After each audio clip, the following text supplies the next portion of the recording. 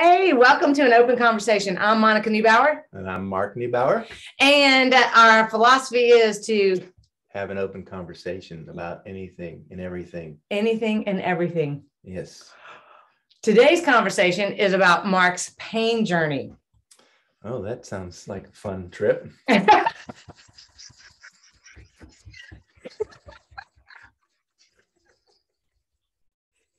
So let's take it. Okay. Let's start with some of the things that are quirky about your body that you have had with you since your childhood. Well, I was diagnosed with scoliosis probably in second grade. At least that's the first time I remember it. Because what happened? Well, they did scoliosis screening in school. So literally, in second grade, you're lining up in the cafeteria with taking your shirt off, and the nurse, looks over your back and says, do you have any pain?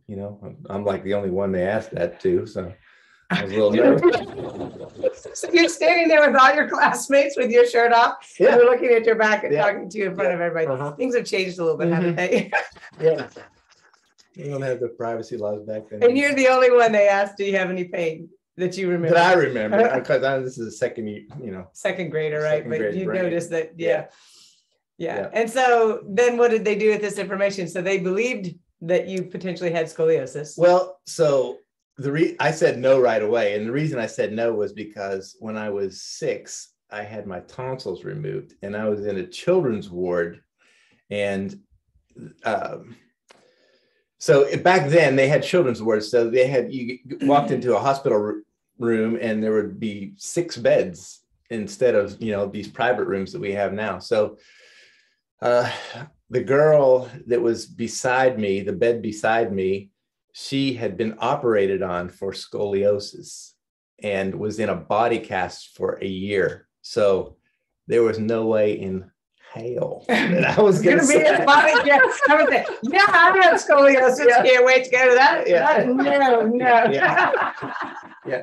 And in our second grade minds, that's just like, no, I am not doing that. I don't know scoliosis. My back's fine. My back's great. And then so it didn't really bother me much until my 20s. Well, wait, did anybody tell your mother and father? Oh, I don't know. You don't think so? Probably in your not. Memory, no. In your memory, yeah, nobody told your parents about this.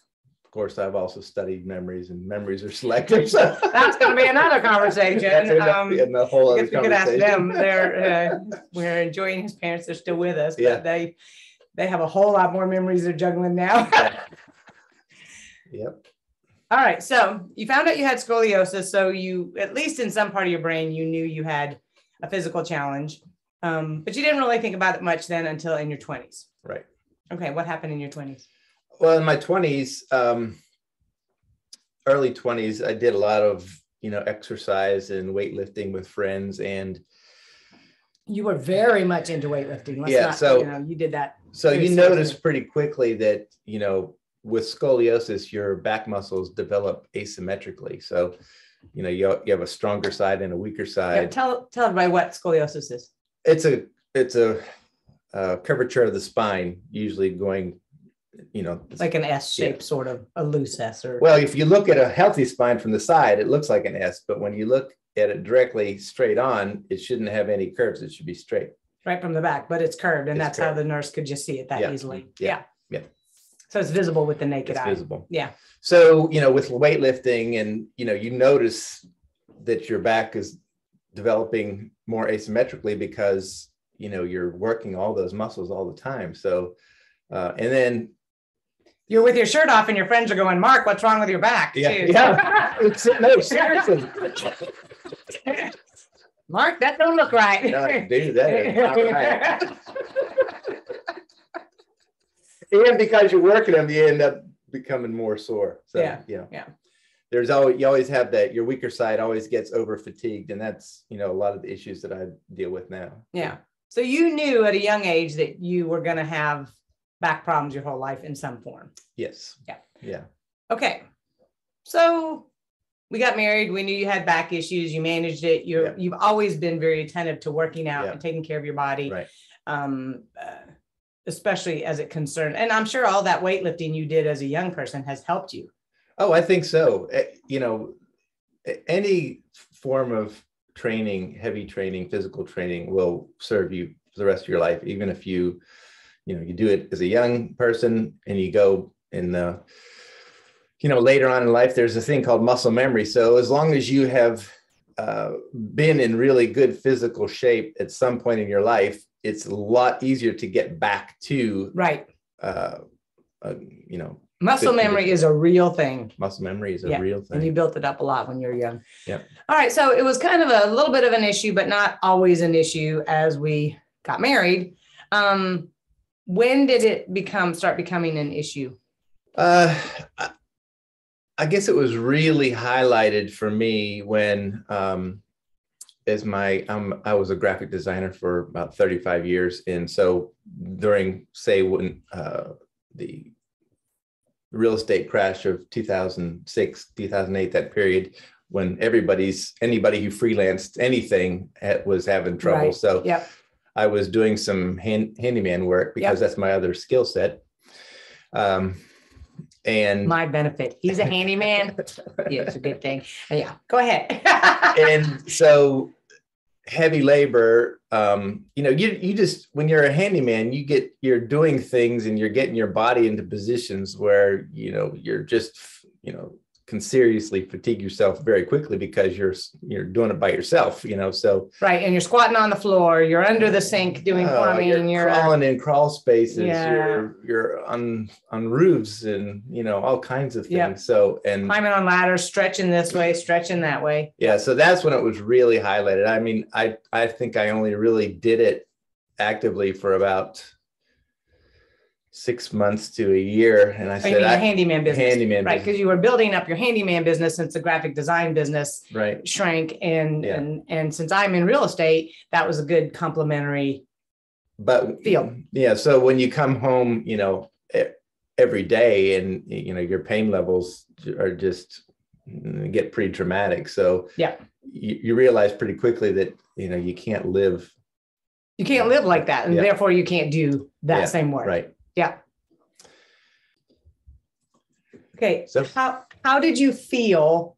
So this was all happening. Your graphic design work had kind of gone away. You just didn't have as much. And so you started this new handyman business and you realized it was causing you pain. And here were your two main skill sets, art and handyman. And I could see things happening on your face. Oh, that was so painful. Shake it off, right? No, I was fast forwarding to, so the crash in 2006 that kind of tanked my business for a while, and then fast forward to 2015 and tearing both my retinas. So, that's you were just jumping. He's jumping ahead. He's jumping. But that's where my mind went. You said, "How do you feel?" I go, well, okay. Try and go back to how did you feel in 2000? It was really 8 and 9, I think, when it was happening. Because in 2008, my real estate business tanked as well. So everything was kind of... Well, some of those feels come back to me even now because the things that I love doing the most, which is, handyman work and graphic design and even some art, when pain, riding motorcycles, there's so many things that get disrupted. Yeah, I think it's fair to insert right here. We will get to it, but Mark does have vision problems. And he also has some digestive problems. So it's kind of a compounding thing. So we'll let you know that's kind of where he's running ahead to when it all kind of comes together. I got some more chronic. And his hands sweat. So we'll get to all of those. But in 2008, I guess at that point, you still hoped that you could start your graphic design business again, at least, and have some of that because you could see. Right. I mean, you've always worn glasses, but you could see well, you could do your graphic design business. Right. So there was hope that when the market picked back up again, that you would. So that was also the same time, when I realized that, my body just wouldn't let me do the handyman work. Mm-hmm. So that's when I really started doing more artwork. You had a season of fine art. Fine art, right. Right. Okay. Tell everybody what you do as far as fine art. Well, I love doing impressionistic landscapes and experimenting. I love working in multiple kinds of media, oils, acrylics, three-dimensional pieces. Yeah. Really, it's kind of my thing right now. So, yeah. Yeah. So you started picking up the paintbrush again to do art because you Yep. hadn't really been doing any fine art while you were doing graphic design because that was your focus. Well, I love to work. I love to work. You love to work. So, so basically it was like, well, what other skill set do I have? What other skill set can I press into? And art has always been a joy of mine since I was little. So, well, that's right. And it's important for you to do something that you enjoy. When you're struggling with pain and a little bit of would you say you might have been having a little bit of an identity crisis? Or you hadn't quite arrived there yet? Yeah, maybe not yet. Well, I mean, the one thing about, nationwide trauma, like that's the crash, recession, everybody's in it. So right. It's not like there's no self-pity parties because, So there's some allowance at that point. Yeah. Everybody's going through a hard time. Right. I need to manage my hard time, but everybody's managing a hard time. And I need to stay busy because I like being busy. I like working. I like doing. I like moving. Yeah. Moving, that's a significant part of the pain journey. Go ahead. Introduce them to one of your, we'll hear this one again, but go ahead. What's one of your favorite, what's it when you call it like a little phrase or a mottos or whatever? Yeah. Motion is lotion. Motion is lotion. When you have back pain, yes, movement is good. Well, one of the things I discovered, I used to think that I was always getting up and doing stuff, not sitting down very long, because I have a servant heart, so I like to do things for other people. And I used to think it was that, but then I realized that no, it's a little bit more than that. No, I don't care about you. I just can't sit in that chair. It's about me. It's about me. and then I just feel better when I'm moving. Yeah. So you do. Yeah. Okay. Until you come to the middle of the afternoon and your back starts to seize, and you have a muscle tension. If I don't sit down now, I'm gonna be in serious. I'm gonna be laying down. If I don't sit down, I'm gonna lay down. I'm gonna be down for days. Okay. Well, another thing that was happening in 2008 was you started having some sleep issues. Whether those resulted from stress or we don't know, but you weren't sleeping well. Yeah. I'm sure there was a lot of people in that boat, but yeah, that honestly, when it comes to pain, emotional pain, insomnia might be at the top of the list of things that have caused me the most trauma. I mean, there's something to that. If you can sleep, you can handle a lot. But when you're not sleeping, everything gets out of proportion. Well, and like we have been talking before, is that that insomnia, when you're trying to maintain any kind of a spiritual life or relationship with God, and you're lying in bed night after night, not sleeping, and you're believing in this God who can do miracles, and you're like, seriously, you can't, like, just a night of sleep. That's all I'm asking. That's all I'm asking. And then for that to go on for several years is kind of traumatic. Yeah. And so Mark's journey, his spiritual journey and his journey with God is going to be a whole nother kind of set of stories, but you'll hear some of that because you can't remove your journey into a healthy person. Just one life. It's one life, and physical pain, the emotional pain, your spiritual journey, it is intertwined. That's something I want to interject in there because it's really good, because people who might be listening to this, that the physical chronic pain, the helps for physical chronic pain there's a lot of crossover between physical pain and emotional pain. Yes. There's back and forth feedback. In fact, they affect one another. So, a lot of, we're talking specifically about physical chronic pain, but there's emotional chronic pain involved, and there's a lot of helps that can help people that are also in trauma. And as we get more into Mark's journey, and after you hear kind of his story, one of the things that he wants to share with everyone are some of the things that have helped him.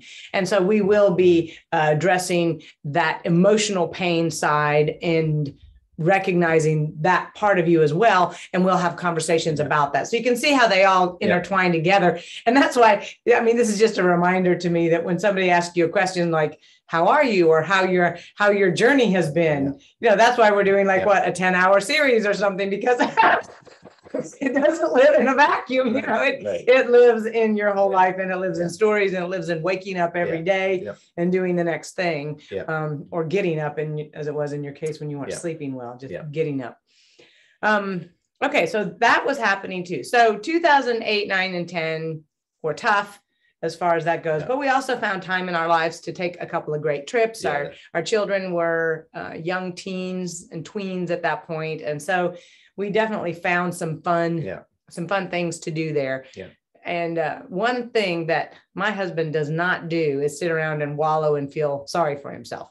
As you said, as he said, you know, he's going to paint or do art. He finds something to do. He will mow the lawn. He will cook dinner. He will he could do a little bit of his handyman work around our house. So even when he quit working for others, he would still do what needed to be done here. Right.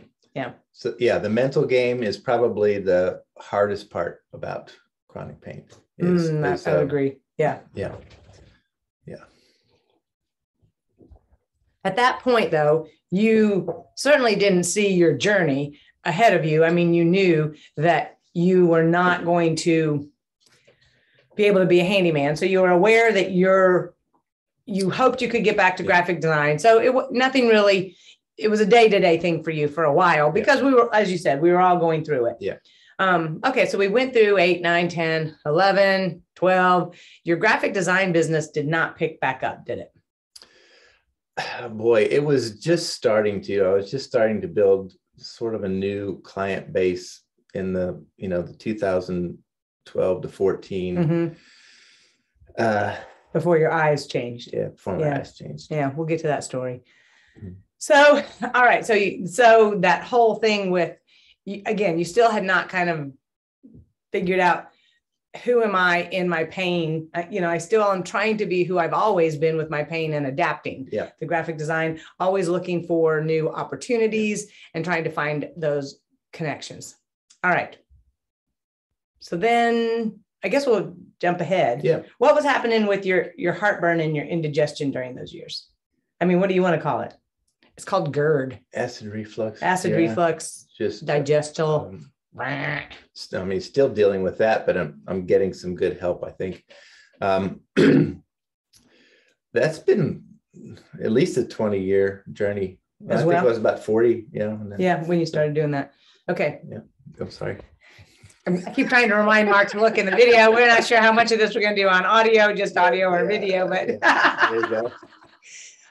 Okay, so that was an ongoing thing, was the indigestion, but it wasn't bad. You just kind of managed it with various things. All right, let's talk about what happened. I guess your vision, that was in 2015. Yes. And a little bit of background before we get to that. We decided in 2014 that we were going to take a sabbatical of sorts. We're both self-employed. I am a real estate agent and a real estate speaker, and we could flex a little bit. So we weren't going to do real estate for a while, and we were going to travel and do my speaking and things like that. So we had gotten the house ready, and we had rented the property, and we're kind of floating, and actually it was working quite well. I mean, we gotten our kids settled, and it was going pretty well. So I was speaking somewhere, and tell us what happened with your eyes. Well, for several years, we did family summer vacations with more of our extended family in Lake Norris, Tennessee. And I was trying my hand at wakeboarding. I always get confused. Wakeboarding, the one on your knees, or were you on the standing on the one? So it's like snowboarding. It's a single ski. Like a snowboard, Like a snowboard, okay.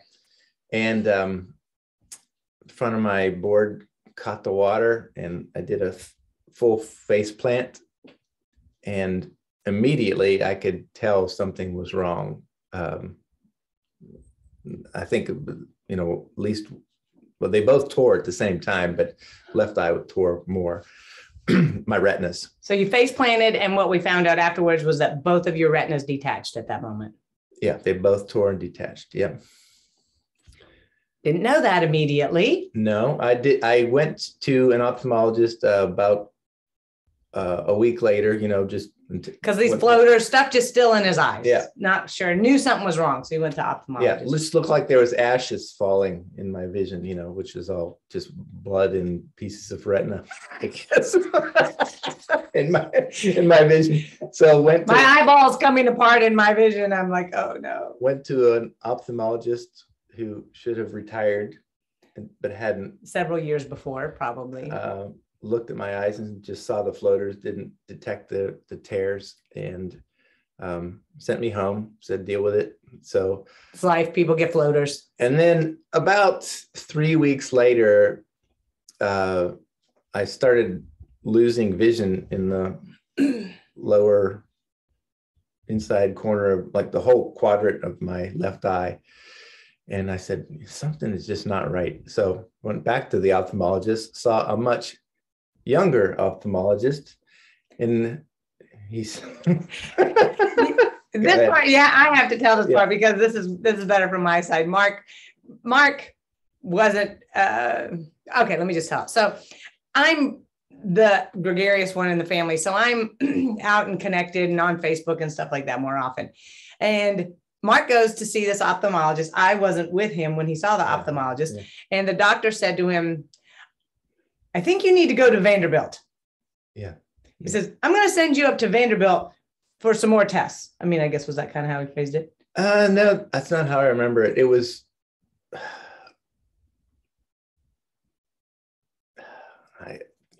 my memory's fuzzy. Well, he comes home and he said, I said, what did the doctor say? And he said, I need to go up to Vanderbilt. Oh, yeah, that's it. So you need to go up to Vanderbilt, and we live in Franklin, Tennessee, which is south, and Vanderbilt's kind of like our big medical hospital. You can put your face over. Yeah.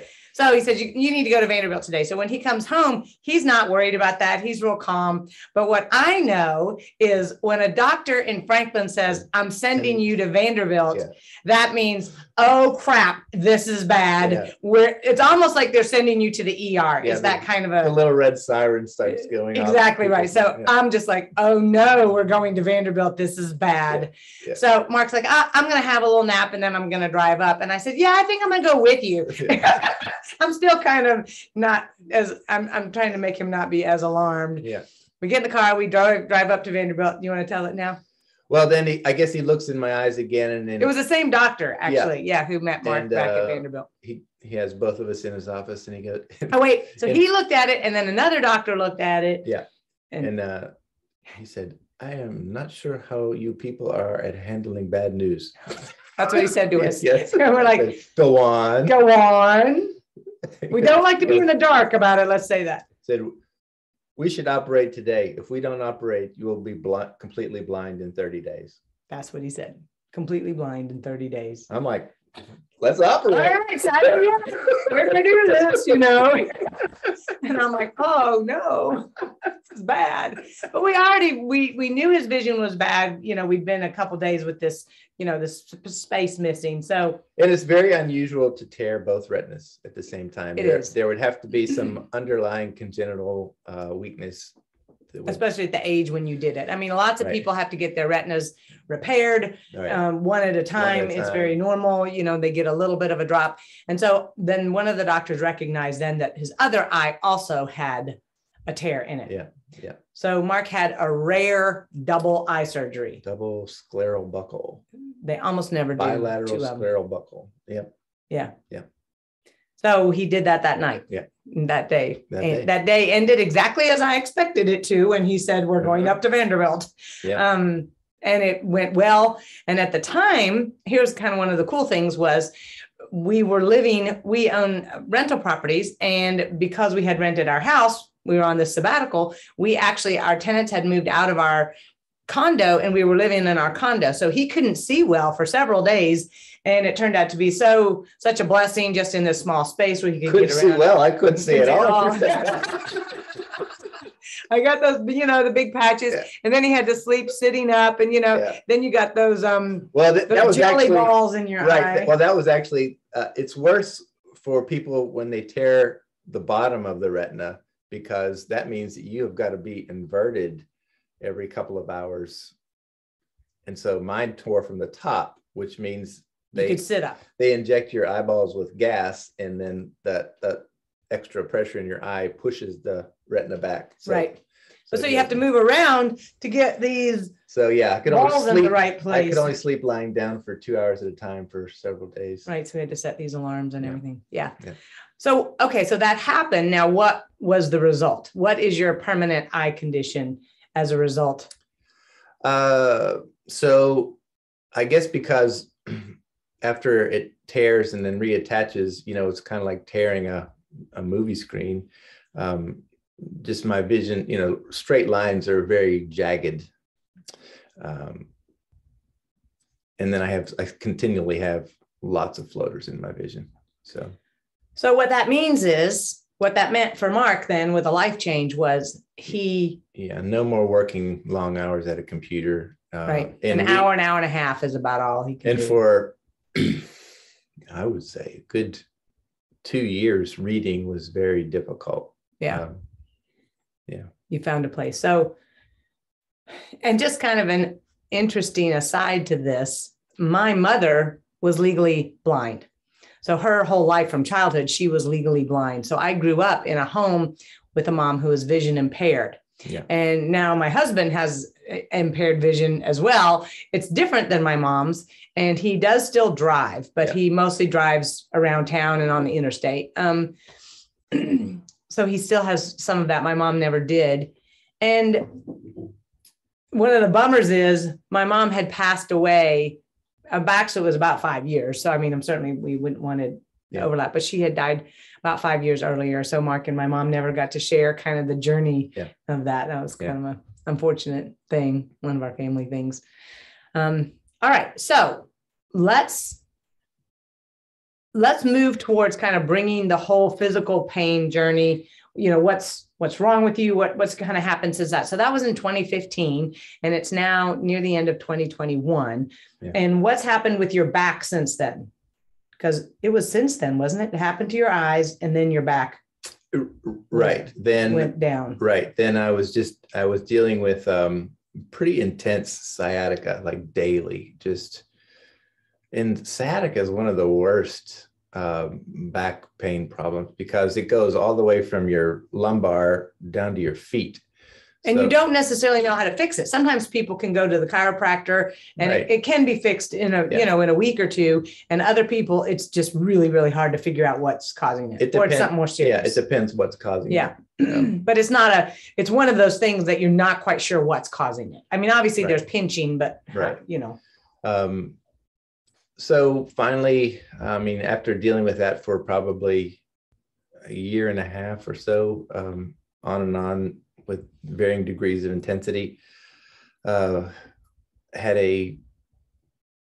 it's CAT scan, right? Is that the CAT scan first, and then you had the MRI? Oh, the MRI. The MRI is the one that's where you could see it. Where you could see where my spine was being constricted. The spine was being constricted. My spinal cord. Yeah.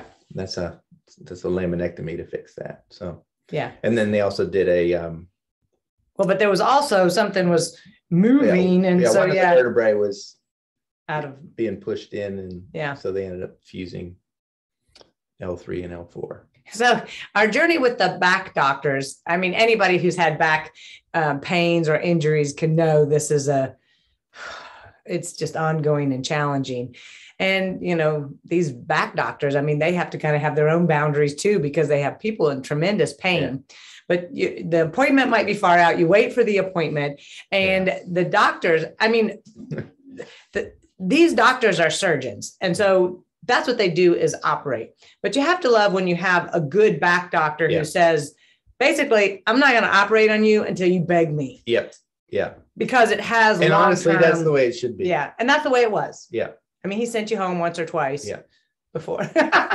Yeah. Well, you get to the place where you're looking forward to surgery, like, and so you have the surgery, and you better look forward to it, because holy crap.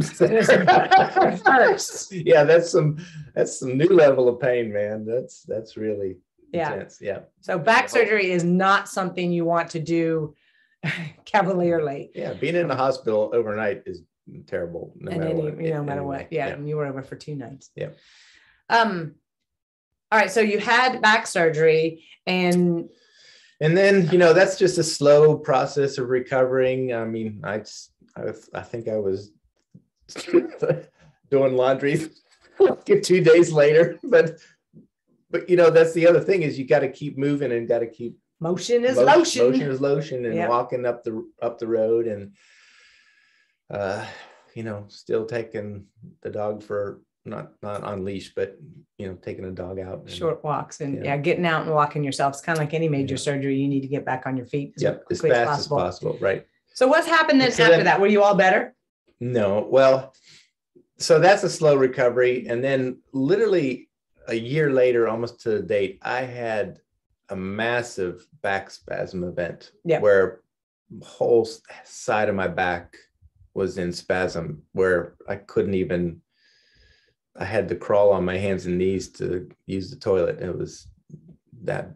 Yeah. I mean, it was severe. It was painful just crawling on my hands and knees. Yeah. So we got you in for a CAT scan, and there wasn't much to do for it. There wasn't really much to do for it. Just physical therapy and Because at that point too, even if surgery was an option, Mark had read more on surgery and didn't want to go. I mean, he's going to have to want it even worse than he wanted it before for another back surgery. Right. But there's no evidence that you need surgery. Right. It's not something. Yeah. So there's a lot going on in your back that doesn't need surgery. Right. So that took you a few months to kind of get through, but you did get better. Yeah. Using a cane for several months, and we'll get into some more nuances in some later conversations about what happened and meetings with doctors and kind of the journey. That's part of what we want to share with you, is to help, if there's any wisdom here or any of our experience that can help people manage their pain journey, that's what we want to share too. But we're going to. So, I guess probably then after that, the sciatica started even coming back. Yeah. So it was probably, it was almost a year later that I finally went to, went through lots of doctors. Not sure how the timing of things made it. And pain management doctors, and then went to one in Vanderbilt, and he suggested vinyasa yoga. He strongly suggested vinyasa yoga. So, at this point, you're just wanting anything that you can try to help, you'll do it. So I literally came home within 5 minutes. I'm down on the floor stretching, and those first yoga sessions were pretty intense. Like my whole body's shaking, trying to relax into a yoga pose. But now you do it all the time. All the time, multiple times a week, sometimes 3-4 times a week. Okay. To wrap this up. Well, gosh, we haven't gotten, more fully into your digestive issues, but we'll get to that later. But I want to wrap up kind of the back and kind of wrap up this conversation. Your back has continued to have problems. You had another set of spasms. Yeah. You've had, you have plantar fasciitis in your feet. Yeah. So we're not, that might be. That shot for that killed me now. Oh my gosh. It was, bad. Anyway, so plantar fasciitis, which may or may not have been a result of, it may or may not have been connected to your back, but, and another series of back spasms, not as bad as that. Sciatica comes and goes. Yeah. So you're better for a while. Right. Yeah. You're still adjusting to these surprise things that come up. They still surprise you, but they still come up. Yeah, right. And the reality is your body is aging and changing. Yeah. So whenever you deal with, you get to a place where, hey, I think, life is good. I'm feeling pretty good. Feeling pretty good. The boom, something else happens. You wake up one day and you collapse on the floor because your back spasms. It was my life postulate for my definition of aging is you go to bed feeling great and you wake up with an injury. Yeah. That can happen to all of us, right? But when you have these sensitive parts, it definitely can happen easier. Yeah. So the back journey is an ongoing thing. Yeah. But one thing I want to say about you that is so admirable is when you are feeling better, even though you're afraid of those things coming back again, you are able to compartmentalize. You work to compartmentalize the fear so that you can enjoy the health you're having now. Yeah. And then genuinely, when those things come, they're surprising and they don't feel good in your mind or your body, but you're not going to live in fear the whole time of this happening again. Right. Even though it probably will. Right. Because it may be a long time before it does. No, fear is an enemy. I don't like fear. Yeah. We'll talk about fear. All right. So we're going to wrap up this episode today. This has been Mark's journey. And I had something I wanted to say so much, and it just went. I mean, we get on a tangent, but this has been Mark's journey, and we're going to get into more of this. And I'm just so glad for Mark to tell a story because he keeps choosing to show up every day. He keeps choosing to show up. And how can I do today better? So that's one of our reasons we want to talk about this is to, if you're in this journey at all, to give you hope that some days can be good. Yep. And don't let pain define your life. There's some more things in that too. Don't let pain define your life. Boom. Boom. We'll let it go right there. Talk to you later.